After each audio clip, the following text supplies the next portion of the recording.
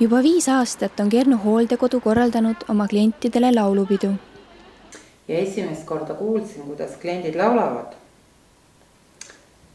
Siis oli nii üllatav, et kuidagi tuli see kuskile raamidesse panna see laulmine.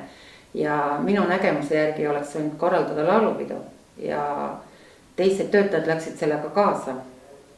Ja eeskujuks võtsime muidugi päris laulupea, rongkäigu ja tõrvikuga ja tule süütamisega.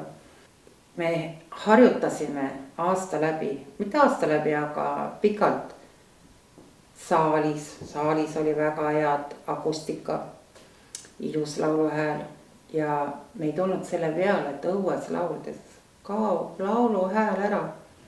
Nagu tuul viib minema.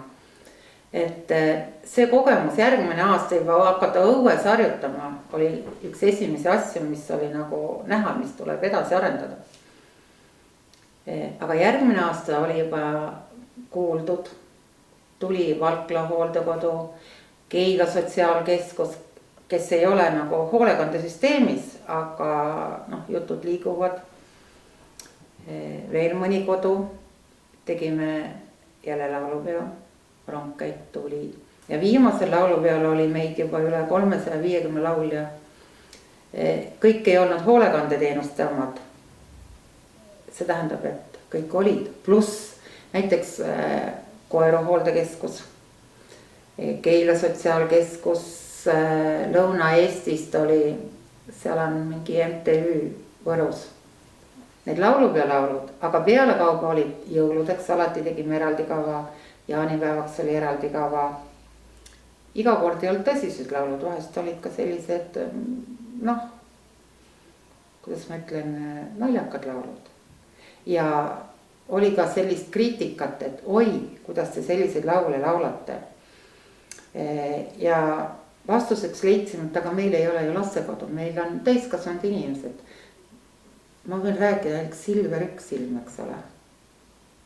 Seda veeti väga selliseks lauluks, et kuidas te laulate, ma ei tea, Marko Martvere laulab ja mingiks meie või laul. Kus juures, kui see psüühilise erivajadusega klient on närvis, kuidas ma ütlen, siis tihti peale mina olen kasutanud seda võtet, et kuule, laula. Keerad nagu mingi teise külje. Ta on pahast ujus, kuule, laulame ja see töötab peaaegu alati, 90% töötab.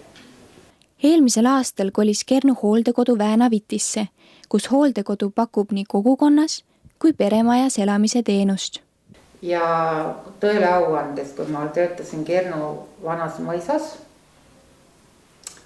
ja võrdlen siin neid euromajasid, on ikka öö ja päev. Siin on puhas, ilus, avar. Klientidel on võimalus eneseteostuseks selles mõttes isegi, et mida nad ennem kunagi teinud, pesevad nõusid, pesevad oma tuba. Mida seal vanas nagu keskkonnas nad nagu ei tahtnudki teha. Ma arvan, et see ongi jälle see peremajade pluss. Et kui Kernu või üldse vanad, me ei räägigi ainult Kernust, vaid üldse vanadest mõisatest, kus see inimene kadus nii-öelda sinna suurde mõisa ära, kuna seal oli nii palju inimesi, kõik nad olid koos, siis siin on nad siiski eraldi peremajades, see on nende kodu, nad on meile nii-öelda lähemal, me saame nendega individuaalsemalt tegeleda, see suhe tegevusjuhendajaga on kindlasti lähemal, kui see oli võib-olla suurtes kodudes, eks ole. See tegevusjuhendaja saab motiveerida paremini seda klienti ja pakkuda vastavalt tema võimetele siiski tegevust, kuna need tulevad kiiremini välja need asjad. Käime laotadel ja inimesed teevad väga ilusad käsitööd. Meil on küpsetamisring.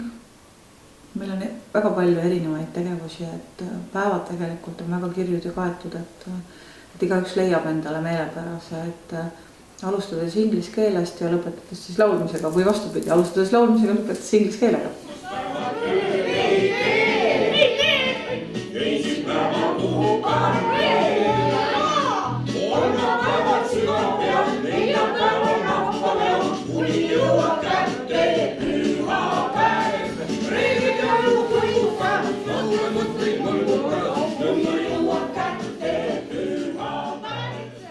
Muidugi on tore, kui ma näen, et inimene on minuga nõus ja on nõus tegema seda, mida mina neile pakun, on ju. Ja tihtipeale on see väga raske, vaimselt raske. Aga siis, kui tuleb üks hea lause, mis on naljakas, tore, see viib selle raskuse kohe nagu automaatselt minema, tõstab minu tuju, töötaja tuju, räägin teistele ka veel edasi ja kõigil on nagu jälle tuju parem on ja läheb jälle lepase reega edasi. Ja kliendid on meil ikkagi riiklikul teenusel siin, siis loomulikult, eks selle taga on ju kõik riik, et vastavalt oma eelarvele me oma asju ka teeme. Nii palju kui on raha, nii palju saab teha, aga ma jälle tahan selle juurde tulla, et vist enam levinud põhjendus, miks midagi teha ei saa, on see, et raha ei ole. Meie ütleme täna nii, et väga palju annab ära teha ilma rahata.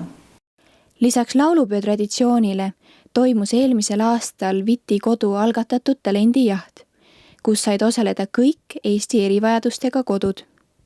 Meie talendijaht, mis me tegime, ei võtnud meie käest raha. Et väga vähesel määral, et me inimesed on niivõrd võimekad ja tegelikult kui abi paluda väljapoolt, siis on väga palju vabatahtlik, kes on nõus abistama. Kahel üritusel on selline vahe, et laulupidu on see, kus sa kellegiga ei võistle. Seal sa lihtsalt lähed ja elad välja. Aga siin sellel talendijahil on ikkagi kerge võistlusmoment sees, et natuke põnevust luua.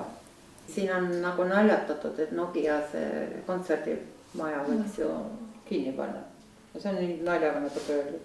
No mine tea. Ja laulupeo jaoks võtame lauluväljaku.